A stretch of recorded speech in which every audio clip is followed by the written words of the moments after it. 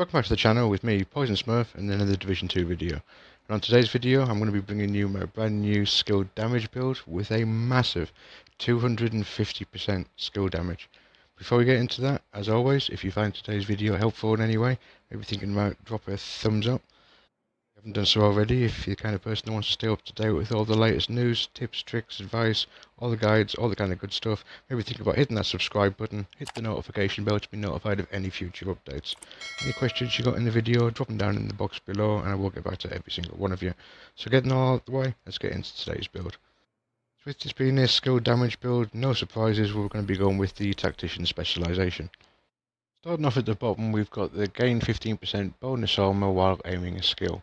Now, a lot of people seem to overlook this. Now, as you can see by the clip, you can see me running around, like, aiming my turret. I have no intention of throwing it. I can cancel it at any point, and then just re-aim it, and cancel it, and re-aim it, and cancel it. With no cooldown, as many times as I like, and you can see I'll always poke that 15% bonus armour. So that can be used, guys, if you need to, like, especially if you need to push forward to get a better position to put your drone or turret or anything like that. Also, we've got the 10% skill damage. We've got the armor kit also applies to all friendly skill proxies within 10 meters. That can be really helpful to help out heal our skills, etc. We've got the 12% damage to drones, skills, robotics, and proxies, which is really useful once again. And here, of course, we've got the one extra skill tier, partnered up with the EMP grenade. Now that can always be handy to obviously bring dogs down to their knees, slow chungers down, etc. But obviously with the one extra skill tier, that gives us the opportunity to run one blue armor core on our build and still maintain a 6 tier skill build, which of course, that's what we're after. So moving down to weapons, it's no surprise that we're going to be going with the new exotic assault rifle, the Capacitor. Now this is a skill build, like, dream. This is the waiting that we've all been waiting for, especially with the talent competitors. Shooting enemies build stacks up to a cap of 40. Each stack grants 1.5 skill damage, so at max stats we're looking at 60% skill damage there, guys. After 5 seconds, stacks decay 1 stack per second. For each skill tier, gain 7.5 weapon damage. Now remembering that we're going to be running a 6 tier skill tier here, we will be looking at 45% extra weapon damage, which is obviously better than NSYNC. Just remember that if you are choosing to roll a single blue core, and only go with the 5 tier, you will obviously lose one of them 7.5 weapon damages, so just bear that in mind. As far as, looking at the damage quickly, on this one we've got 95.7k damage, 700 rounds per minute, obviously quite high RPM. This one's rolled max assault rifle damage 15%, 8% damage to armor. Now just to note, guys, this is the only weapon in the game, I do believe, that will roll to 12% damage to armor. That's what makes this so powerful as well. And also 9.5 health damage. That can also be used for like weak spots, things like that. As far as our secondary is concerned, we've gone with our favourite military P416, 14.9 assault rifle damage, 21% health damage, 10% headshot damage, with the talent Future Perfect. Weapon kills grant a skill tier for 15 seconds, stacks up to 3 times. Weapon kills with skill tier 6 grant overcharge for 15 seconds. Overcharge cooldown 90 seconds. Now the reason we're running this as a secondary, if we get stuck on maybe a reload or we see like a wandering red enemy or someone that just needs finishing off, we can just pop that out and put our drone and our turret both into overcharge, which is a nice little touch.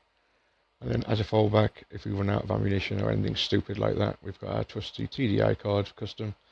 Again, 15% weapon damage, an extra skill tier. Not that we need that, but we've also got the talent NSYNC on there, so we can always proc that if we can't use our Capacitor. So, moving down to the build, as you can see, we've gone for 3 pieces of the new Empress International, 1 piece Withenware, 1 piece Murakami, and the new exotic holster. So, we'll start off at the top. We've gone with the Empress International mask. As you can see, we've got 3 pieces, so we're going to be getting the 10% skill health, the 10% skill damage, and the 10% skill efficiency. Now, why do we want the skill efficiency? Because that is like everything related to skills.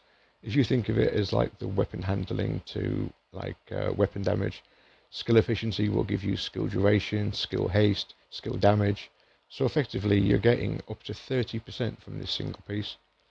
You're going to be getting the 2-piece bonus for 10%, the 10% from the skill efficiency, as well as down in the attributes. So as you can see in this one, we've rolled with a car skill tier. This one's got armour regen. Ideally I'd like that to be skill haste, but we can't be picky with what we got.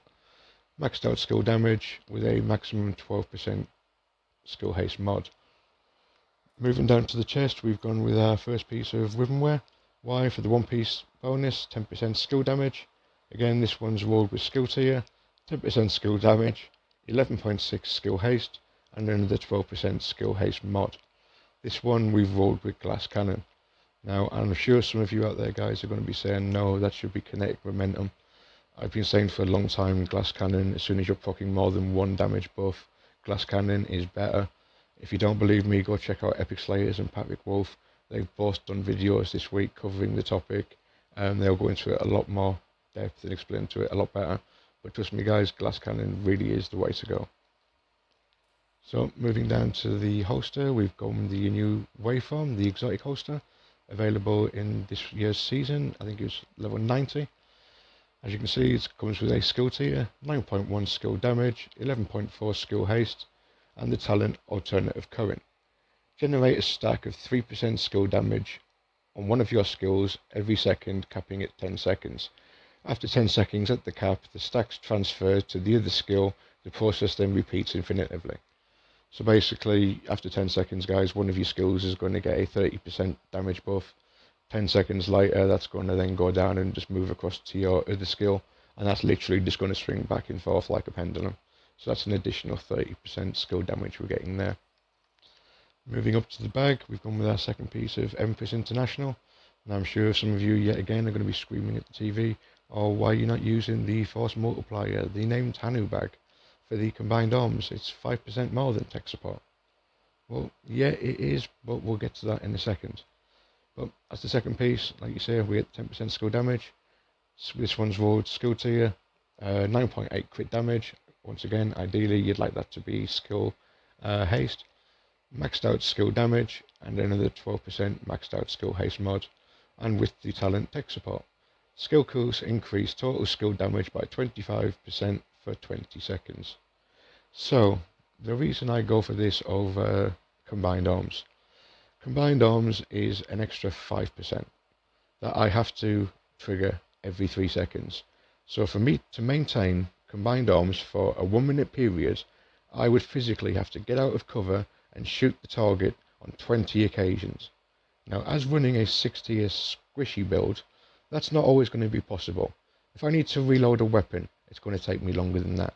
If I have to take a med kit, it's going to take longer than that. If I need to revive somebody, it's going to take longer than that. People think combined arms is procced all the time. Trust me guys, it is down more times than it's up.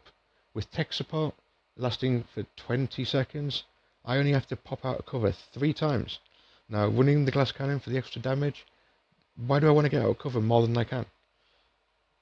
Oh, that's my thoughts on it. If you want to go down the Hanu route, feel free. As far as the gloves are concerned, I've gone for the third piece of Empress International. Once again, we've got skill tier, maxed out skill haste, and maxed out skill damage. And then for my final piece, I've decided to go for a piece of Murakami. My thoughts were, the only time that we're susceptible in a skill build is when our skills go down. We're so invulnerable, it's not even funny. So if we can increase the duration of our turret and our drone by a massive 20%, I'm going to take it. Obviously, we're going to be getting an extra 10% from the skill efficiency from the Empress International 3-piece as well. So that's 30% skill duration on our turret and drone. Now for me, that certainly outweighs the 5% extra you get from combined arms. And the fact that we need 1 piece of Murakami, why not go for the Emperor's Guard knees? Why? Because not only do we get that 1-piece bonus, the 20% skill damage, but we also get that 1% armor regen. Now that's so helpful on a skill build where we are squishy that it's not even funny guys. Really, try it out, I think you'll be pleasantly surprised. And then rolled finally with skill damage. So as far as the skills are concerned, of course we've gone with our good old faithful assault turret. As you can see, you've got a tier 6, 120% extra damage. We've also gone with the assault striker turret, striker drone. Once again, 6 piece, 120% striker damage. So you add all that up with your 10% off your watch score, that is a massive 250% skill damage, guys. It will absolutely shred through anything. So if you like the build, guys, remember, drop it a like. If you see any improvements that you can see, drop them down in the comments below. I'm always open to another opinion. If you enjoyed today's build, obviously don't forget to hit the thumbs up, hit the subscribe button, the notification bell, don't miss out on any future updates, guys. And all that being said, we're going to play out as normal. I'm going to leave you with a little bit of game footage, taking on the legendary rogue agents in the summit, and also just clearing a heroic checkpoint so you can see how the build looks. But until then, guys, stay safe and keep grinding.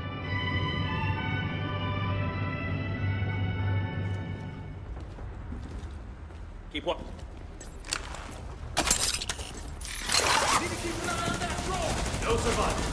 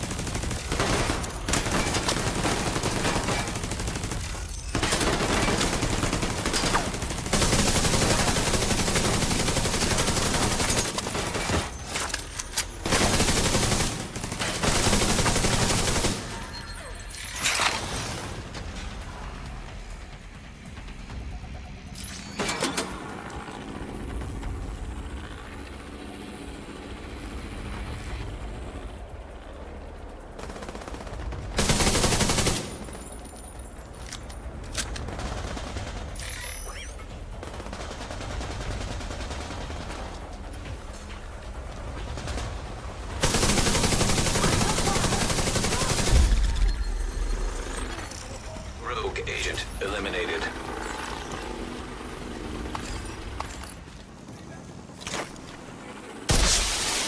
Reinforcements incoming. What the hell? Copy that.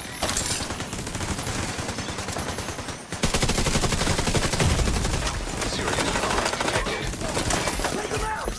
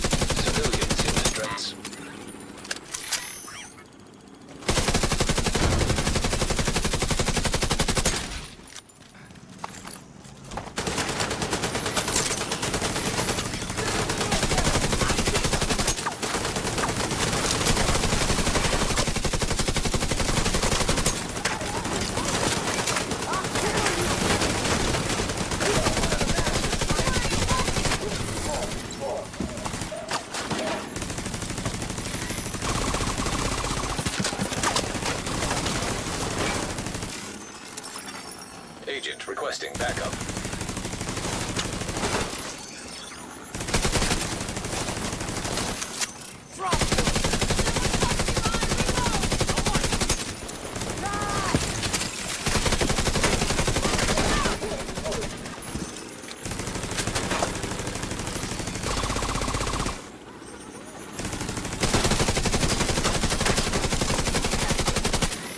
Moving in cover. I'll cover you.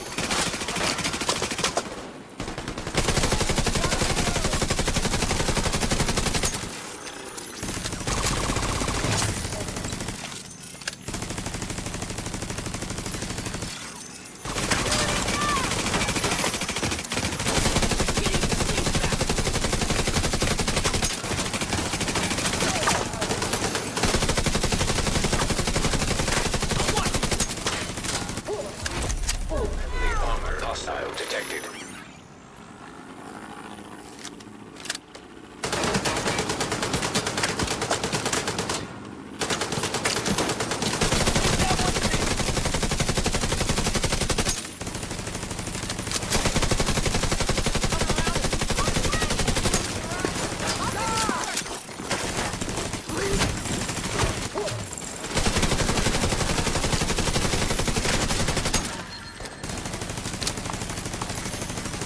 Got it. They don't see us. Really saved us back there. It's over.